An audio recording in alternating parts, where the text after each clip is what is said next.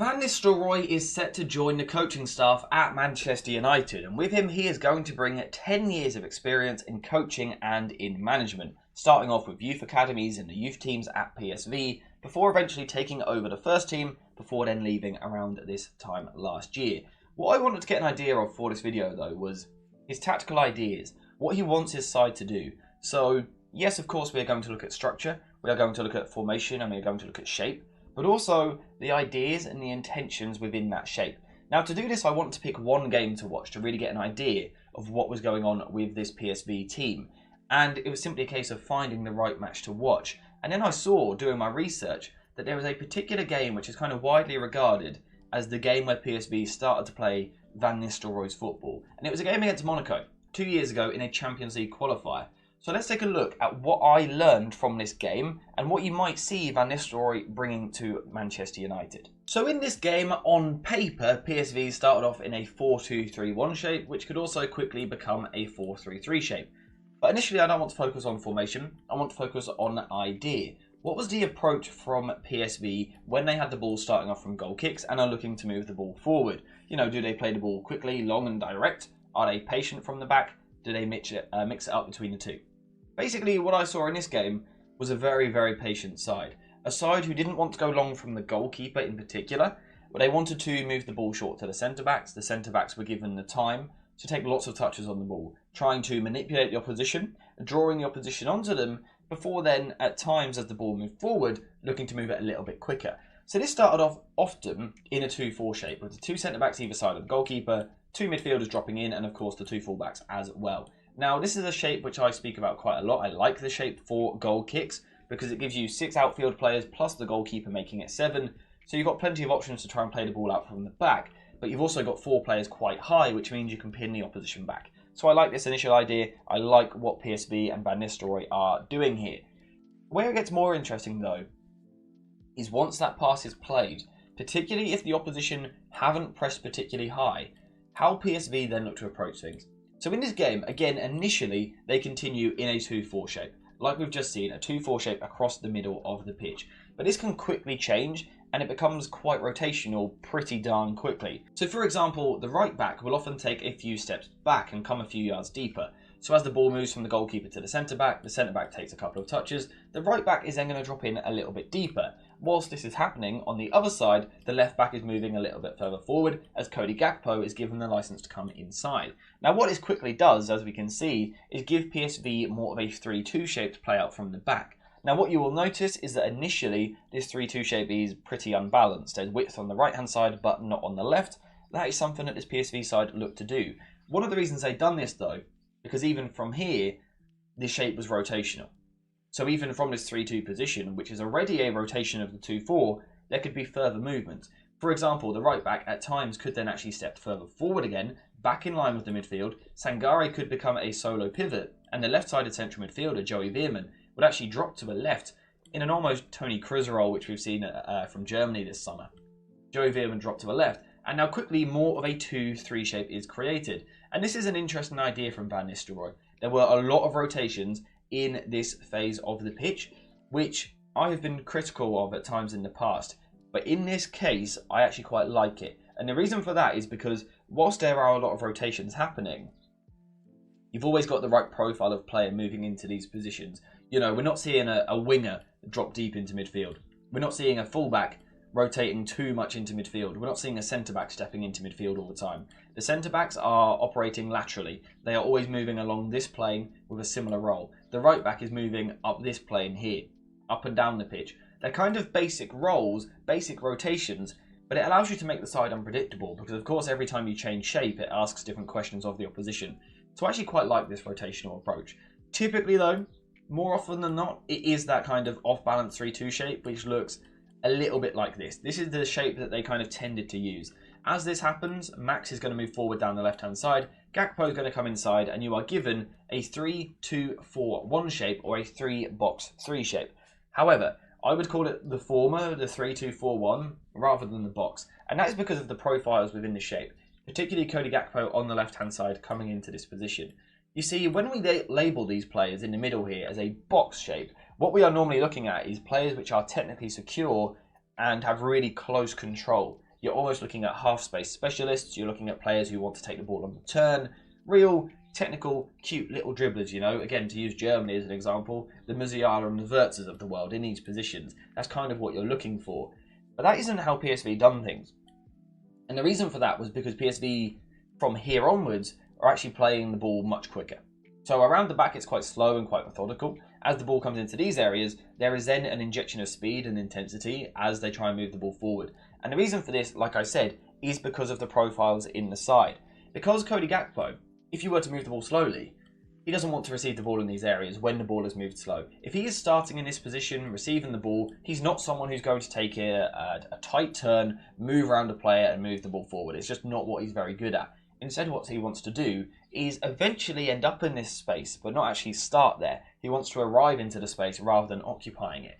So this is why PSV moved the ball forward quickly, so players could arrive into space rather than initially starting in it. So there would be this situation where Veerman would have the ball, he would move the ball forward to Gakpo, but Gakpo's not starting in the tight space, he's starting wider and then bringing the ball inside. And he's kind of using the momentum of the pass to take the touch, move inside, and now actually quickly attack the opposition rather than being in a sort of set structure. Because of course, as he moves the ball inside with his first touch, the fullback's going to come in, and this is going to open up a lot of room down the left-hand side for Max to move into. And again, this is an idea which is fairly similar to what Erik ten Hag does. We have certainly seen him doing this at times for Manchester United, moving the ball forward quite quickly once you get into these areas. Down the right-hand side, the dynamic was a little more basic, if you like, almost a traditional winger, looking to hold the width, regularly take his man on, sometimes coming inside, sometimes going outside. But again, there is that freedom to take risks in these areas and ultimately put the ball at risk.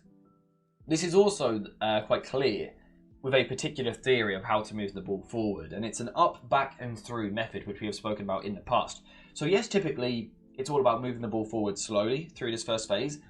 However, they are also okay with being more direct in this game in particular. There were situations where we would see the up, back and through. So what does that actually look like? Well, in this case, it was a long ball forward. That would be our up pass. There's then kind of a set-off pass backwards to a midfielder, and then a through pass to one of the wingers. Now, in this particular game, it didn't come off very well. The final through pass was actually quite poor on the day. But that's not too important. The actual execution of the idea isn't overly important. It's the intention and the idea behind it. And again, we can see what Van Nistelrooy was trying to do here. He was trying to draw the opposition onto PSV into these deeper areas, before then quickly moving the ball forward and looking to attack that space left in behind. That's a really interesting idea, because when you watch this sort of football, the up, back and through, it's either going to go really well and you're going to look like a really good attacking side, or it's going to go badly and you're going to look like a side which forces the ball forward too much and actually loses possession quite a lot. So that's an interesting idea. The other thing I found interesting in this game was how they attacked in the final third. Now, this wasn't overly evident in this particular match because this wasn't a game where PSV dominated the ball. We'll come on to why a little bit later on. But when in the final third, PSV, despite initially using a bit of width, as they moved towards the final third, things did tend to narrow off a little bit, and we were seeing kind of that application of minimum width.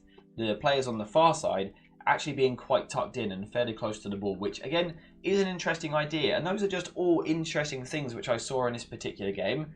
And basically I just want to highlight them and point them out to you, so you might be able to see Van Nistelrooy's ideas kind of coming through at Old Trafford.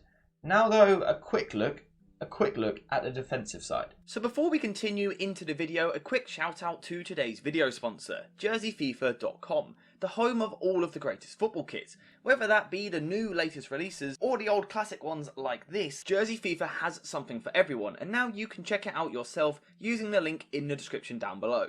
And also make sure to use code JerseyFIFA for 10% off when you order. So the main reason why I want to look at the defensive side of things is because that is what I would say Ten Hag has been the most criticised for at Manchester United, you know, a poor defensive structure. My hope was I would watch PSV under Van Nistelrooy, see a really good defensive setup, and, you know, maybe he might bring those ideas to Manchester United. That was kind of my aim. So let's take a look at how it played out for PSV in this particular match. It was very much a 4-4-2 shape out of possession. The higher midfielder was very much alongside the striker, a quite evident 4-4-2 or at times a 4-2-2. The ideas within this shape though is what is important. PSV had little to no interest in pressing high. when the centre-backs were playing out from the back, there was no interest in getting pressure on the ball. And this is why I said earlier, PSV failed to control the game and control possession. That being the important part. They didn't really control possession. And that's because when you don't press, you don't win the ball back as much, you let the opposition have time on the ball, the possession stats are always going to come down. However, this does not mean that PSV were entirely passive. It was simply a case of having the right cues to go and press. And there were two main cues which I noticed in this game. It was when the ball went wide, or when the ball went through the middle into the centre of the mid block. These were kind of the cues for the PSV players to be more aggressive and get on the front foot. So it could look a little bit like this. The centre-back, the first cue, moving the ball wide to the full-back. Now, one of the reasons why a side would do this, use this as the cue, is because of the ability to use the touchline as an extra defender. I speak about this a lot. It takes out half of the passing angles available, which means that if you then lock on defensively, you can get yourself nice and aggressive, you can take out the options on the ball, really put this player under pressure, force him to turn backwards, and now you can go to more of a man-to-man press like so, win the ball back nice and high up the pitch and then be dangerous. So this was good from PSV. There were certainly weaknesses within the shape still though, so if you want to kind of see a discussion on that, let me know in the comments. But this was overall good from PSV. They kind of used that Y trigger to get over. So initially they're sitting in their mid-block, kind of being passive, being safe, covering spaces. Then as the ball goes wide, they orientate around that and go aggressive. And like I said, the other cue really defensively was when the ball went inside the PSV block. So if the centre-backs were able to move the ball forward into midfield, this is then we saw PSV being more aggressive, stepping onto the front foot again. It might be Veerman, it might be Sangare, stepping in, being aggressive, looking to overturn the ball. And then the idea from here was for PSV to attack as quickly as possible, winning the ball in the middle of the mid-block before then being explosive in transition. So we would see De Jong make a run in behind, we would see Cody Gakpo coming into these areas, we're going to see the other winger going wide, movements in the middle as well, quickly being aggressive. So what I would say with Van Nistelrooy, of course this was only one game. In terms of tactically from a defensive point of view, it's quite different to Ten Hag. There was very little emphasis on any sort of high press players moving forward. It was a much more conservative, kind of concentrated mid-block shape. However, from there were still cues to be aggressive and shift to more of a man-to-man approach. So it'll be interesting to see again if we see any of that from Manchester United next season. If we do, it could be because of the influence of Van Nistelrooy. So that's all I've got for today. Like I said, I'm not going to sit here and claim to be a genius or an expert on Van Nistelrooy because I'm simply not. This was one game I watched. These were kind of my observations. I want to share those thoughts with you guys. And now maybe you can let me know in the comments down below what you think. Perhaps you've seen some different games. Perhaps you've seen different footage of him. Let me know what you think in the comments down below. This is kind of what I learned from this one match. And it's all different things which we could see at Old Trafford next season. So, yeah, apart from that, we're finished. Thank you guys for watching. I hope you have enjoyed it. And as always, I'll see you in the next one.